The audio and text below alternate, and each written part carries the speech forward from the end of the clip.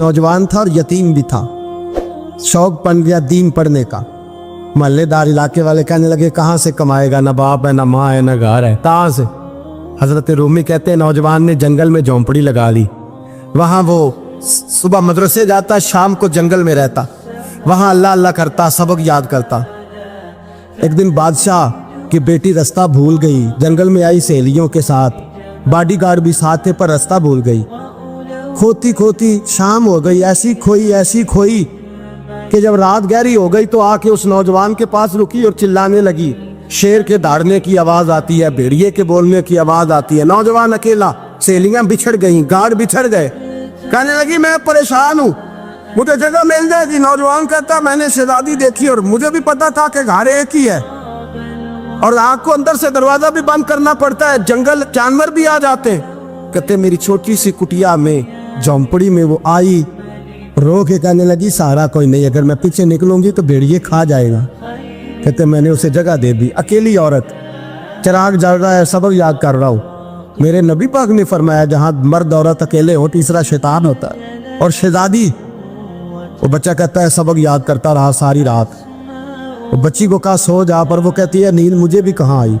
ऐसे मौक़ों पर नींद, सारी रात सबक याद करता। थोड़ी थोड़ी देर के बाद चिराग जलता तो उस पर उंगली रखता, हाथ जलता तो पीछे खींचने, फिर दूसरी उंगली रखता, थोड़ी देर के बाद जलता तो खींचने, हाथ सारा जल गया।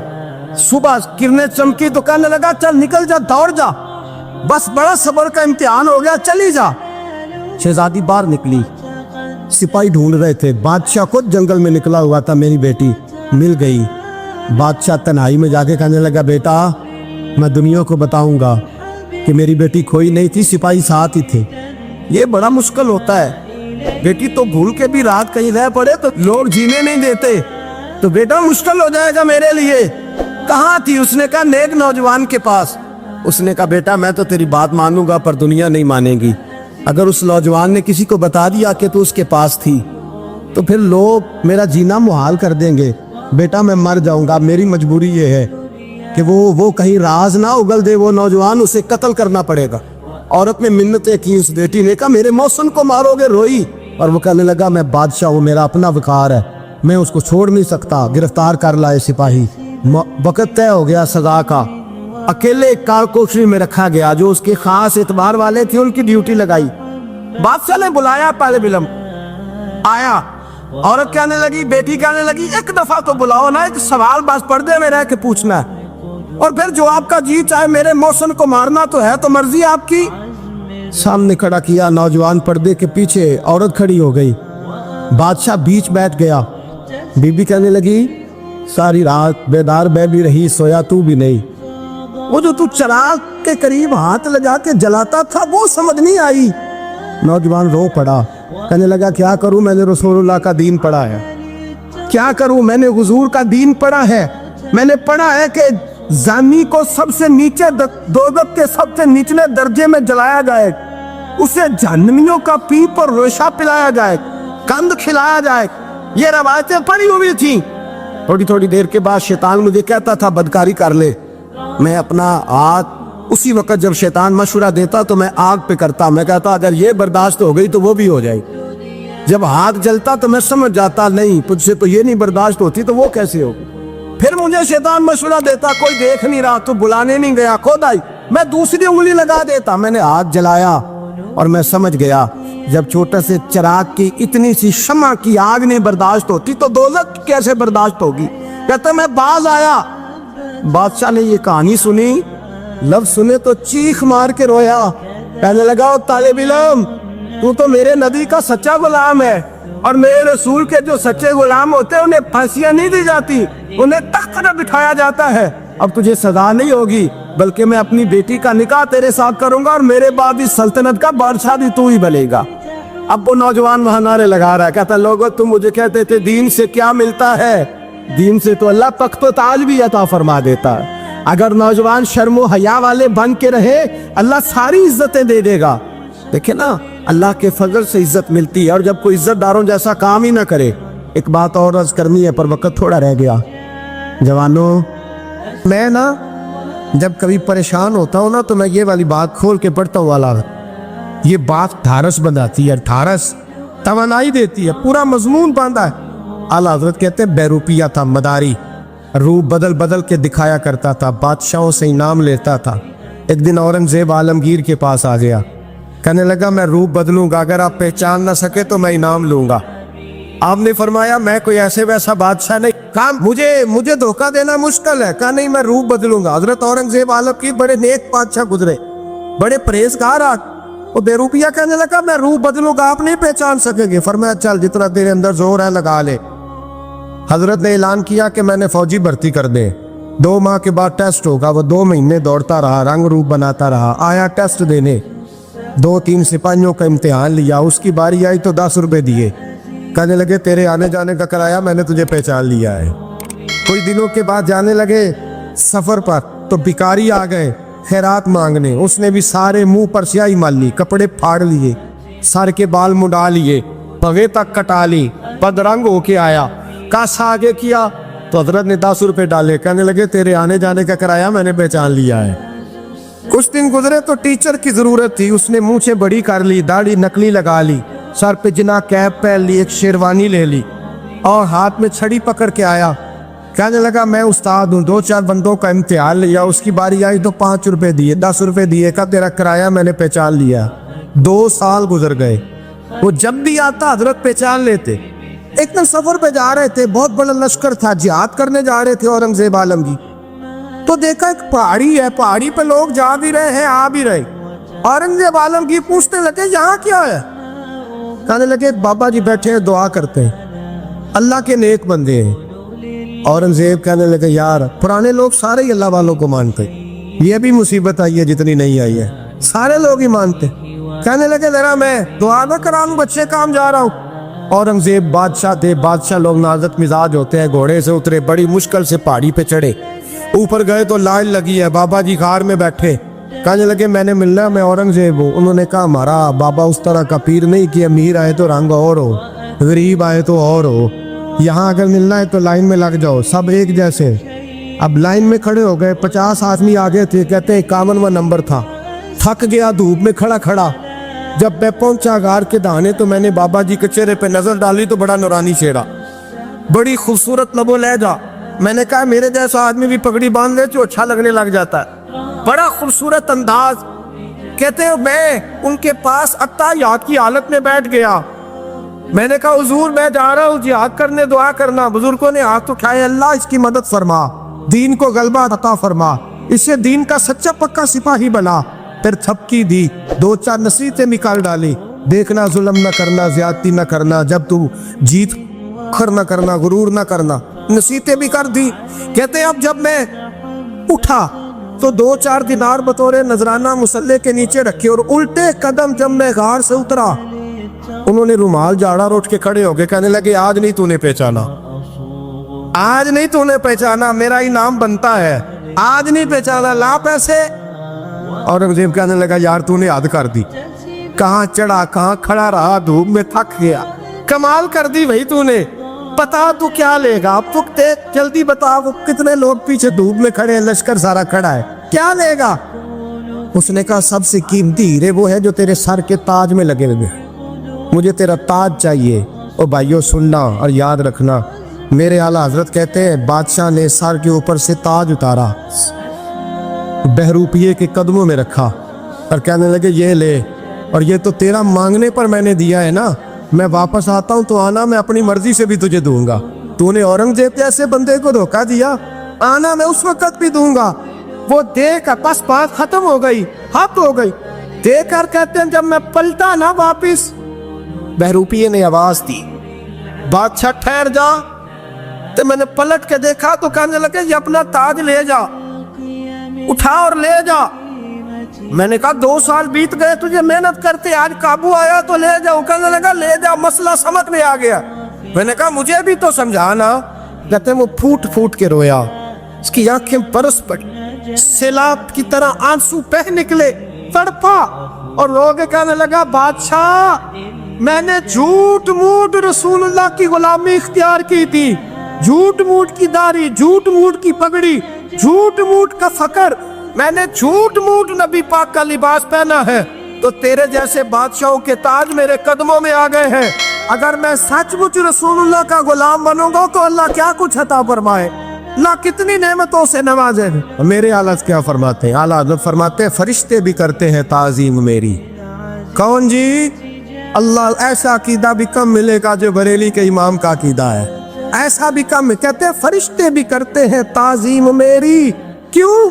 फरमाने लगे फिदा हो के उन पर ये इज्जत मिली। बगदाद के एक दरवेश आलिम थे, तो वो जब भी नमाज पढ़ाते ना तो किसी ताजर की 2 बीवियों के बारे में दुआ मांगते। तो जो है मेरी बात पर, नमाज पढ़ाते तो कहते अल्लाह उस ताजर की 2 बीवियों को अपनी खास रहमतें अता फरमा। एक दिन लोग उनके गिर्द इकट्ठे हो गए, कहने लगे बाबा जी बताएं तो सही वो बीवियां कौन थी जिनके लिए आप दुआ मांगते। तो फरमाने लगे मेरे शहर का एक ताजर था, बहुत बड़ा ताजर था, मालदार था पर बे औलाद था। उसे बगदाद से मुल्क के शाम जाना पड़ता था तिजारत करने, और कई कई महीने उसे शाम के मुल्क में रहना पड़ता था। उसने इस तरह किया कि वहां भी एक शादी कर ली। तो जो है ना मेरी बात पर, क्या कर लिया उसने?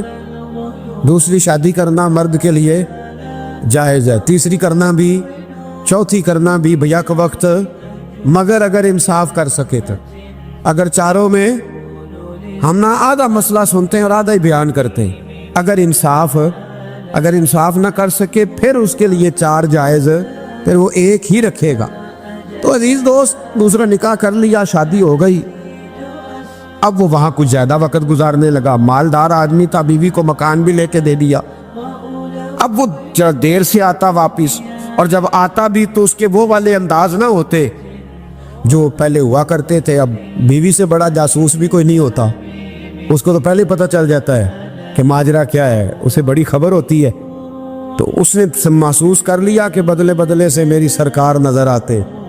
वो कहने लगी अब के जब आता जाता है तो इसके हालात कुछ बदले बदले से हैं, माहौल कुछ और है। उसने एक बूढ़ा आदमी जो उसका अजीज भी था और समझदार भी था उसको तैयार किया। कहने लगी अब के जब मुल्क के शाम जाए ना तो इसका पीछा करना और खबर करना कि कहाँ रहता है, कहाँ जाता है, क्या करता है। वो बूढ़े बुजुर्ग जो थे वो खातून के कहने पर कुछ उसने किराया भी दिया। वो उस ताजर के पीछे गए और वापस आके खबर दी। कहने लगे कि ये तो 2-3 साल बीत गए, इसने वहाँ भी शादी की हुई है, तुझे बताया ही नहीं। बीवी बड़ी समझदार थी, हौसला मंद, जीरक, उसने शोर नहीं मचाया। उसने कहा कि मैं ना अब जब आएगा ना तो तरीके से बात करूंगी और पूछूंगी कि ऐसा क्यों किया।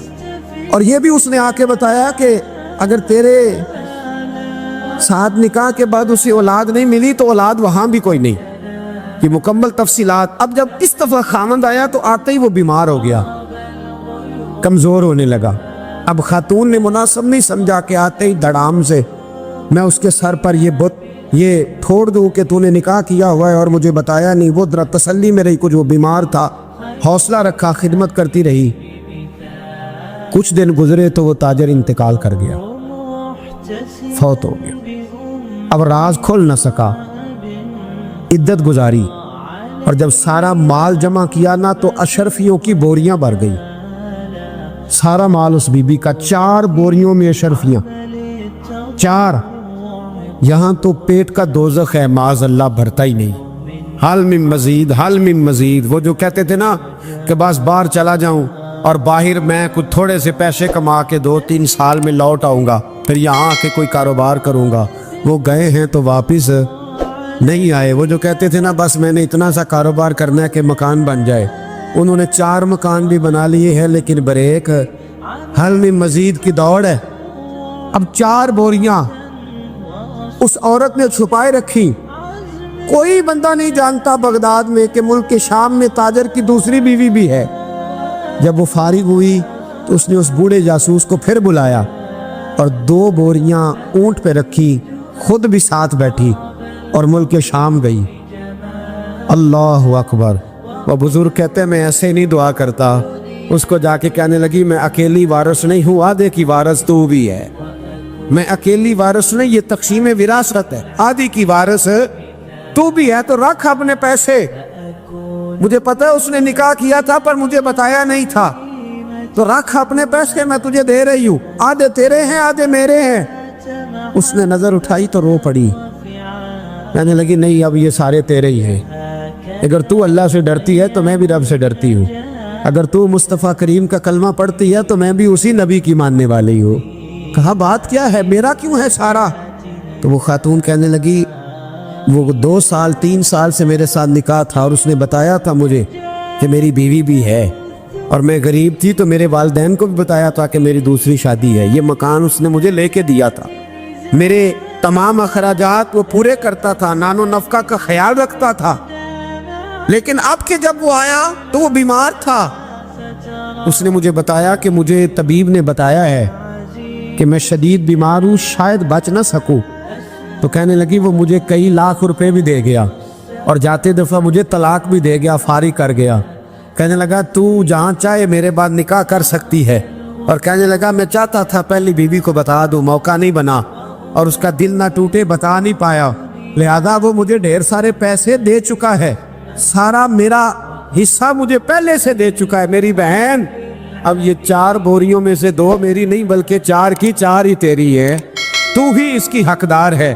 تو بزرگ کہتے ہیں مجھے بتاؤ جن کے اندر اس قسم کے تقوی کی جھلک ہو ان کے لیے ہر نماز کے بعد دعا مانگنی چاہیے کہ نہیں مانگنی چاہیے؟ حضرت عمر کے زمانے میں نا ایک نوجوان تھا، نیک تھا، مسجد جایا کرتا تھا رات کو۔ تو مسجد جا رہا تھا تو رستے میں ایک عورت نے دعوت گناہ دی، ابن عساکر نے اس کو لکھا ہے۔ تو نوجوان تھا، خواہشات تھی، کچھ طبیعت مائل ہو گئی، ابھی ادھر جا ہی رہا تھا کہ کسی نے آیت پڑھ دی والی من خاف مقام ربی جنتان، جو رب کے سامنے کھڑے ہونے سے ڈرے گا اللہ 2 جنتیں دے گا۔ واقعی ڈر گیا، وہ واقعی ڈر گیا، اتنا ڈرا کہ بے ہوش ہو کے گر پڑا۔ بیماری سے لوگ بے ہوش ہوتے ہیں، پیسے ڈوب گئے بے ہوش ہوتے ہیں، بچے کے غم میں بے ہوش ہوتے ہیں۔ سچ بتاؤ کبھی خوف خدا سے بھی بے ہوش ہوتا کوئی دیکھا ہے؟ ہمارے ہاں تو روز مرہ ہی نہیں ہے بھائی، اور بڑی باتیں ہیں بے ہوش ہونے کی، ڈرنے کی، غش کھانے کی۔ بے ہوش ہو کے گر پڑا، بوڑھے باپ کو کسی نے بتایا بچہ بے ہوش پڑا ہے، اٹھا کے گھر لائے، گھر لا کے کہا بیٹا کیا ہوا؟ نوجوان ہے، چڑھتی جوانی ہے، پر پاکیزہ بڑی ہے۔ کہنے لگا ابا جی گناہ کی طرف چلا گیا تھا، پر میں نے آیت سن لی جو اللہ کے سامنے کھڑے ہونے سے ڈرے گا رب 2 جنتیں دے گا۔ میں ڈر گیا تھا، رب واقعی 2 جنتیں دے گا۔ باپ رو پڑے، ابا جی کی آنکھوں میں آنسو آئے اور کہا پتر اللہ بڑا مہربان ہے، اس کے وعدے سچے ہیں، واقعی 2 جنتیں دے گا۔ اس نے پھر ایک چیخ ماری اور اس طرح کی ماری کہ اس کی روح ہی پرواز کر گئی، روح پرواز کر۔ کشتگان خنجر تسلیم را، عشق کی خنجر سے قتل ہو گئے لوگ۔ صبح حضرت عمر کو پتا چلا کہ انہوں نے تو رات جنازہ بھی پڑھ دیا، تدفین بھی کر دی۔ جناب عمر فرمانے لگے اتنا نیک نوجوان خوف خدا سے دنیا سے چلا گیا، مجھے کیوں نہیں بلایا میں جنازہ پڑھتا؟ فاروق اعظم فرما رہے ہیں میرا شوق تھا میں اس کا جنازہ پڑھتا۔ کہ حضور آپ کو تکلیف نہیں دی؟ فرمایا بتاؤ قبر کہاں ہے؟ تے کامل پیر اونا دے باہو قبر جنا دی جیوے۔ حضرت فاروق اعظم قبر پہ تشریف لے گئے اور کھڑے ہو کے فرمانے لگے نوجوان مجھے امید ہے میرے رب نے تجھے 2 جنتیں دی ہوں گی۔ ابن عساکر کھول کے دیکھو تاریخ بغداد میں کیا لکھا ہے۔ حضرت سیدنا فاروق نے فرمایا امید ہے 2 جنتیں دی ہوں گی۔ قبر کے اندر سے بولا کامل پیرونا دے باہو قبر جنا دی جیوے۔ قبر کے اندر سے بولا، کہنے لگا حضور امید والی بات نہیں، رب کے وعدے سچے ہیں، اس نے واقعی مجھے 2 جنتیں عطا فرمائی ہے، 2 جنتیں دی ہیں، میں نے اپنے مالک کو راضی پایا۔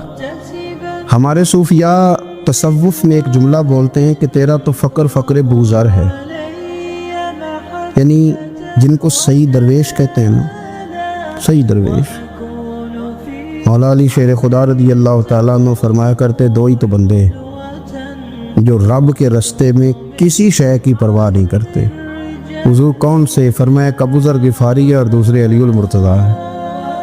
مولا علی فرمایا کرتے یہ نا مسلمانوں میں سے چوتھے یا 5ویں مسلمان ہیں، شروع سے ایک سلیم الطبع آدمی۔ کچھ لوگ طبعاً بڑے نفیس ہوتے ہیں، طبعاً اللہ کی طرف سے شروع سے ہی ان کا جو قبیلہ تھا بنو غفار وہ رہزنی کرتا تھا، لوگوں کو لوٹ لیتا تھا۔ شروع میں یہ کام کیا لیکن جب کچھ لوگوں کی چیخیں کانوں میں گئیں تو چھوڑ دیا، فرمایا نہیں یار طبیعت نہیں مانتی۔ اور نبی پاک کا کلمہ پڑھنے سے پہلے ہی بتوں کی پوجا چھوڑ کے رب کی عبادت شروع کر دی۔ لوگ پوچھا کرتے تھے آپ عبادت تو کرتے تھے پر منہ کدھر کرتے تھے؟ فرماتے تھے جدھر وہ کرا لیتا تھا کر لیتے تھے۔ کسی نے انہیں بتایا کہ مکے میں ایک شخص ہیں جنہوں نے اعلان نبوت کیا ہے، آپ کی طرح کی باتیں کرتے ہیں۔ انہوں نے اپنے بھائی کو بھیجا، ان کا نام انیس تھا، پتہ کر کے واپس آئے۔ بھائی کہنے لگے ابو ذر ان کا نام جندب ہے، اصل میں زر ان کے بیٹے کا نام ہے اور کنیت سے زیادہ معروف ہیں، ابو ذر غفاری کہلاتے ہیں۔ فرماتے ہیں کہ بھائی نے آ کے بتایا کہ وہ نیکی کا حکم دیتے ہیں، برے کاموں سے منع کرتے ہیں، صلہ رحمی کا پیغام دیتے ہیں، لیکن لوگ سارے مخالف ہیں۔ یہ چیز بھی بڑی کاؤنٹ ہوتی ہے، اسے نہ کاؤنٹ کیا کریں۔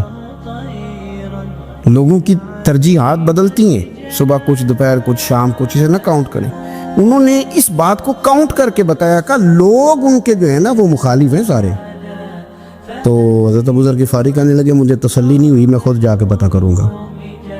کہتے ہیں مکہ شریف آیا تو کسی ایسے آدمی سے پوچھ بیٹھا، میں تو کچھ اور سمجھا تھا وہ کچھ اور نکلا۔ مکے والوں نے بڑا مارا، مکے پہنچ کے پہلی جو چیز ملی وہ مار کھانے کی تھی۔ اب میں ڈرتے کسی سے پوچھتا ہی نہ، بھوک بھی بڑی تھی، رہنے کو جگہ نہیں تھی، حرم شریف میں لیٹا رہتا تھا۔ میرے نصیب دیکھو مجھے ایک شخص نے آ کے ہلایا، کہنے لگے اگر مناسب سمجھیں تو میں آپ کو دیکھ رہا ہوں کافی دیر سے، آپ کوئی پردیسی ہیں، آپ کا اپنا مہمان نہ بنا لوں؟ تو میں نے کہا آپ کا کیا نام ہے؟ کہنے لگے میرا نام ہے علی ابن ابی طالب۔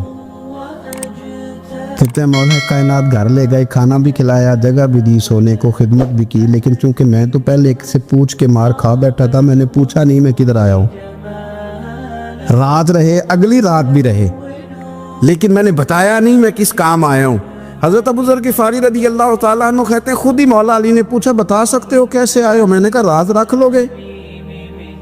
فرمایا بڑا کشادہ سینہ دیا رب نے مجھے، تو بات تو کر۔ کہنے لگے یار میں تو محمد مصطفیٰ کی زیارت کرنے آیا صلی اللہ تعالیٰ علیہ وسلم۔ یہ بے نیاز لوگوں میں سے ہیں حضرت سیدنا ابو ذر غفاری، میں حضور کی زیارت کے لیے ہوں۔ حضرت علی کہنے لگے سویرے لے چلوں گا۔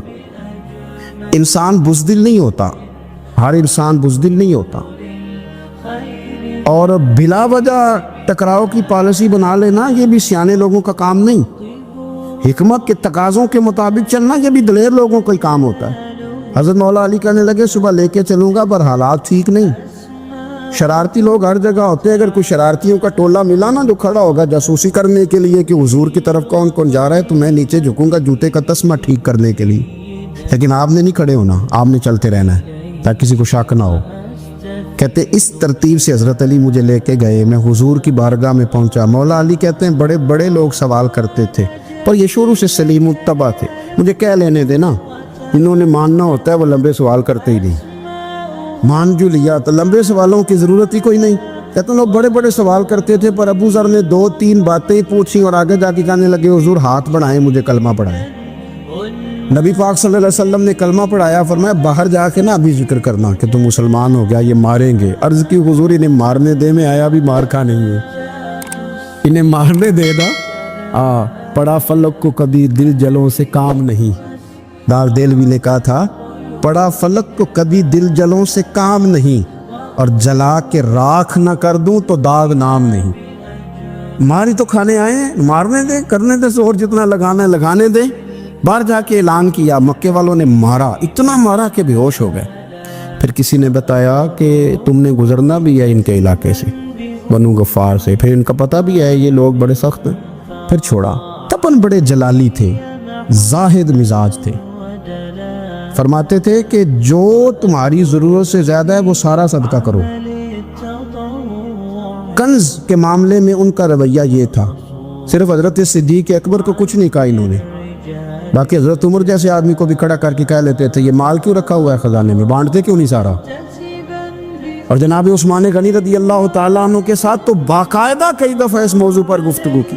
وہ کہتے تھے کہ جب اللہ کہتے ہیں قرآن میں کہ مال دولت جمع نہیں کرنی، تو وہ جو لوگ تھے وہ بھی بڑی شانوں والے تھے. وہ کہتے تھے کہ اللہ نے جب زکوٰۃ فرض کی تو مال جمع ہوتا ہے تو زکوٰۃ فرض ہوتی ہے نا. جب فطرانے کا کہا تو مال ہوتا ہے تو فطرانہ آتا ہے نا. تو آپ جو کہہ رہے ہیں وہ ٹھیک ہے، پر آپ اعلیٰ بات کر رہے ہیں تقوی کی، سارا بانٹو. تو حضرت ابو ذر غفاری کہتے تھے چلو ٹھیک ہے تمہاری بھی بات مان لیتا، پر یہ بتاؤ مدینے والے کا اپنا طریقہ کیا ہے؟ کہ بھئی حضور کا طریقہ تو وہی ہے جو آپ بتا رہے ہیں. تو فرمانے لگے پھر اس رستے نہ چلے جو رستہ مدینے والے رسول کا ہے. اور حضور سے، نبی پاک سے عشق کرتے بڑا کھل کے. یہ صحابہ صفہ میں سے تھے. کلمے پڑھنے کے بعد چونکہ طبیعت جلالی تھی تو حضور نے بھیج دیا، فرمایا واپس جاؤ اپنے قبیلے میں تبلیغ کرو. واپس گئے، بھائی کو مسلمان کیا، والدہ کو مسلمان کیا، قبیلہ سارا مسلمان کیا، وہیں رہے. ہجرت مدینہ کے بعد آئے تبوک کے موقع کے قریب، اور حضور نے صحابہ صفہ میں رکھ لیا. نوکری کرتے مدینے والے رسول کی، دلیر آدمی تھے، بڑا قبیلہ تھا، پر ڈیوٹی کرتے، ڈیوٹی خدمت کرتے. ایک بیٹا تھا زار اس کا نام تھا، اس کی ڈیوٹی لگائی تم نے میرے نبی پاک کے اونٹ چرانے. ڈاکو آئے تو صاحبزادہ اونٹوں کی، اونٹنیوں کی حفاظت کرتے شہید ہو گیا. اور یہ انوکھا بندہ ہے جس نے شرط لگائی تھی کہ میں نے کالی سیاہ رنگ کی عورت سے شادی کرنی. انوکھا بندہ ہے. ایک بیٹی تھی، ایک بیٹا، بیٹا شہید ہو گیا. بیوی سے کہا تم نے نبی پاک کے گھر میں خدمت کرنی ہے، حضور کے گھر والوں، اور میں نبی پاک کی نوکری کروں گا. حضور کی خدمت کرتے، ہر وقت خدمت میں رہتے. اور حضور جب آتے نا، صحابہ صفہ میں یہ شامل تھے جو لوگ دین سیکھتے. حضور جب آتے تو سب سے پہلے آ کے حضرت ابو ذر غفاری کا پوچھتے، بلائیں. اور جب بات کرتے حضور تو بار بار ان کو مخاطب کر کے بات کرتے. حضرت ابو ذر غفاری رضی اللہ تعالیٰ عنہ کا نبی پاک سے اتنا پیار کہ ہماری بھی مشکل حل کر دی. ابو داؤد شریف میں موجود ہے. ایک دن کہنے لگا یا رسول اللہ صلی اللہ علیہ وسلم، اگر کوئی بندہ کسی سے پیار بڑا ہی کرے پر اس جیسے عمل نہ کر سکے، کوشش کرے کرنا. لوگ ہمیں کہتے ہیں نا جی پیار بڑا، عمل بھی تو کرو نا. بھی کرنا چاہیے، پر انسان ہے نا، غلطی بھی تو ہو ہی جاتی ہے. اب ہم عمل نہیں کر سکتے تو تم ہمیں پیار بھی نہیں کرنے دو گے؟ مہربانی کرو، پیار تو کرنے دو نا. حضرت ابو ذر غفاری نے کہا، ابو داؤد شریف میں موجود ہے، یا رسول اللہ صلی اللہ تعالیٰ علیہ وآلہ وسلم، حضور پیار بڑا کرے پر ان جیسے عمل نہ کرے تو حکم کیا ہے؟ تو حضور نے فرمایا پیار سچا کرے، اللہ قیامت کے دن جس سے محبت کرے گا نا اس کے ساتھ ہی دونوں کو اکٹھا فرما دے گا. تو حضرت ابو ذر نے فوراً کہا، حضور پھر مجھے آپ سے بھی بڑا پیار ہے، رب سے بھی بڑا پیار ہے. فرمایا فکر نہ کرنا، جنت میں اکٹھے ہی جائیں گے. اتنی محبت رسول پاک کی ذات کے ساتھ. حضور کی نوکری کرنا. ایک دن خدمت کرتے کرتے سو گئے. حضور مسجد میں آئے پتہ کرنے کہ ابو ذر آرام کر رہا ہے. یہ بھی مزہ ہوتا ہے. خیال رکھنا اپنے درویشوں کا، کیا کھایا، کیا پیا، کہاں سوئے. حضور رات کو آئے، یہ سوئے ہوئے. فرماتے ہیں حضور نے میرا انگوٹھا ہلایا، میں اٹھ کے بیٹھ گیا. حضور بھی میرے پاس بیٹھ گئے. اور میں ابو ذر بڑا پیار کرتے ہو، سونے آپ کو پتہ ہی ہے. کہ یار تو بڑی نوکری کرتا ہے، ایک دن وہ بھی آئے گا جس دن تجھے میری مسجد اور میرے شہر سے جانا پڑے گا، پھر کیا کرو گے؟ تو عرض کی حضور کسی کی طاقت ہے مجھے آپ کے شہر سے نکالے؟ میں تلوار نکال لوں گا. نبی پاک نے فرمایا تلوار نہ نکالنا، جہاں تمہیں بھیجا جائے چپ کر کے چلے جانا. حضور کب تک؟ فرمایا جب تک اللہ تیری اور میری ملاقات نہیں کرا دیتا. یعنی وصال تک. یہ واحد شخص ہیں کہ حضور کے وصال ظاہری کا وقت آ گیا تو فرمایا کوئی میرے ابو ذر کو بلاؤ. جب یہ آئے تو حضور لیٹے ہوئے تھے، یہ جھکے نبی پاک کی طرف، حضور میں حاضر ہو تو حضور نے پکڑ کے سینے کے ساتھ لگا لیا. میرے رسول پاک صلی اللہ علیہ وسلم کی خدمت میں ایک دفعہ عرض کرنے لگے، حضور مجھے صوبے کا گورنر بنا دے. تو نبی پاک نے فرمایا ابو ذر میں عہدے پسند نہیں کرتا، تو تمہیں بھی میں کہتا ہوں عہدہ نہ لینا، تمہیں بھی کہتا ہوں عہدہ نہ لینا. فرمایا ابو ذر میں جو چیز اپنے لیے پسند کروں گا تمہیں بھی اسی کا مشورہ دوں گا. تم بندے اچھے ہو پر یہ کام تمہارے بس کا نہیں ہے. بڑے زاہد آدمی. میرے رسول کریم صلی اللہ تعالیٰ علیہ وآلہ وسلم نے ان کے بارے میں فرمایا جس طرح نبیوں میں حضرت عیسیٰ علیہ السلام ہوئے. حضرت عیسیٰ دیکھیں نا، انبیاء میں اللہ تعالیٰ نے ہر قسم کی عظمت نبیوں کو دی. جناب سلیمان علیہ السلام کا تو تخت بھی ہوا میں اڑتا تھا، جن تک تابع دار تھے. اور نبیوں میں حضرت عیسیٰ بھی ہیں جن کے پاس گھر بھی کوئی نہیں، شادی بھی کوئی نہیں کی، اینٹ سرانے رکھ کے تکیہ بناتے. एक उनके पास कंघी थी और एक प्याला था।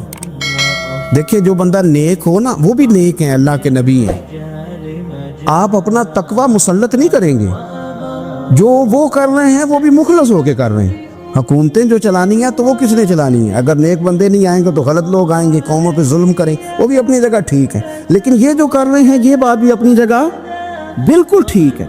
हम पता क्या करते हैं, हम चीज़ों को मुसल्लत करते हैं, एक दूसरे पर मुसल्लत नहीं करें चीज़ों को।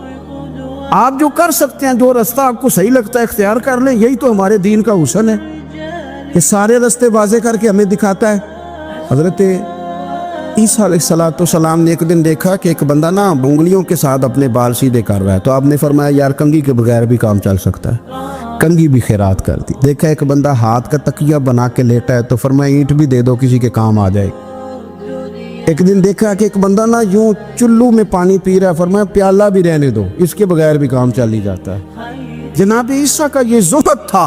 मेरे नबी पाक अलैहिस्सलाम ने फरमाया जिसने जनाब ईसा का ज़ुहद देखना हो वो मेरे अबू ज़र ग़िफ़ारी को देखे, इनको देखे। ये दुनिया में जनाब ईसा के ज़ुहद के मुताबिक चलते फिरते हैं। सारी ज़िंदगी दौलत को, माल को पसंद नहीं किया। जहाँ रहते थे एक गवर्नर साहब ने 300 दिनार तोहफे में भेजे।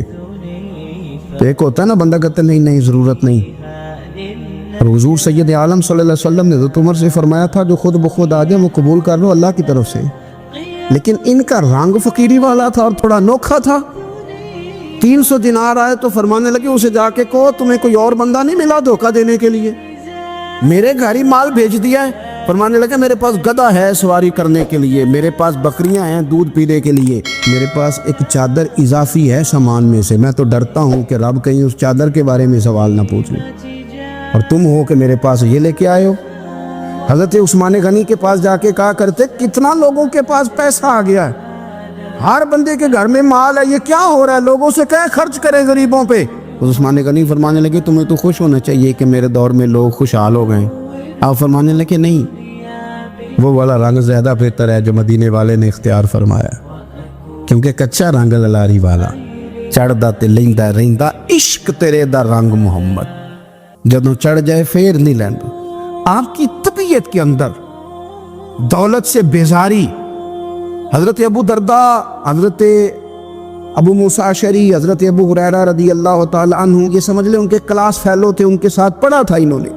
हज़रत अबू ज़र ग़िफ़ारी इन पर भी जलाल करते। आप यकीन करें कि तबीयत ना ऐसे कैफ में आ गई इनको पढ़ के। इनको पढ़ा जब कुछ दिनों से तो कुछ अनोखा, ये अनोखी वजह है, सारे ज़माने से निराले हैं ये बंदे, कौन सी बस्ती के यार अब रहने वाले, ये किस तरह के लोग हैं, क्या सोच है। हज़रत अबू दरदा रज़ी अल्लाह ताला अन्हु के घर के करीब से गुजरे तो हज़रत अबू दरदा मकान बना रहे थे, क्या जुमला कहा, तड़प गई रूह। फरमाने लगे अबू दरदा तुझसे मुझे ये उम्मीद नहीं थी यार। फरमाया क्या हुआ? फरमाने लगे अब तेरा मकान बनाने के लिए भी अल्लाह के बंदों की पुश्तों पर ईंटें रखी जाएंगी। तेरा मकान बनाने के लिए रब के बंदों की पुश्तों पर ईंटें तेरे लिए। हज़रत अबू दरदा ने गर्दन झुका ली। फरमाया यार जहाँ तू है ना तो बिल्कुल ही ठीक कहता है। क्यों?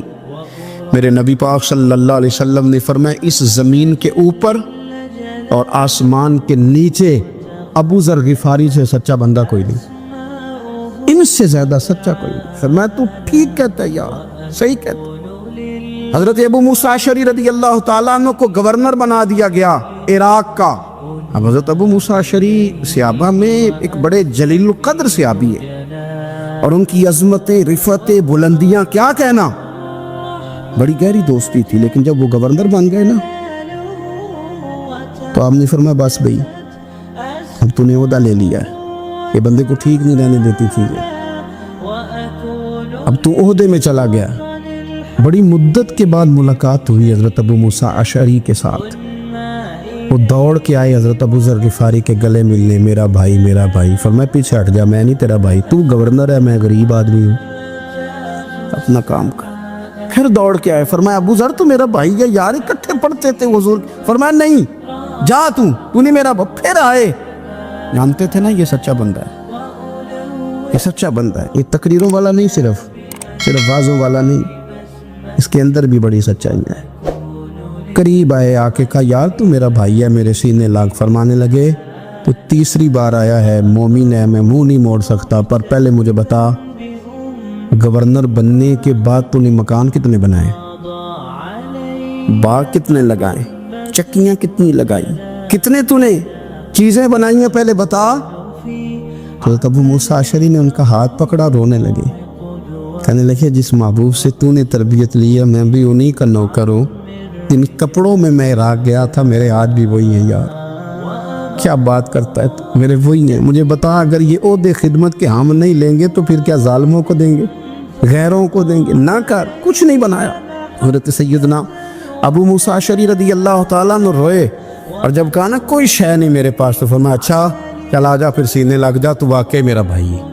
फिर हज़रत अबू ज़र ग़िफ़ारी ने मोहब्बत फरमाई, वो दरवेशी, वो फ़कीरी, वो सादगी, वो नूरानियत, वो दिल के साथ अंदर। हमारे तो बहुत सारे लोग हैं जो कहते हो कहाँ ले जाना है माल, क्या ज़रूरत है माल की, हर वक्त माल की मुखालफत करते, लेकिन दिल उनका कहता है कि आए सही, किसी तरीके से पहुँचे सही।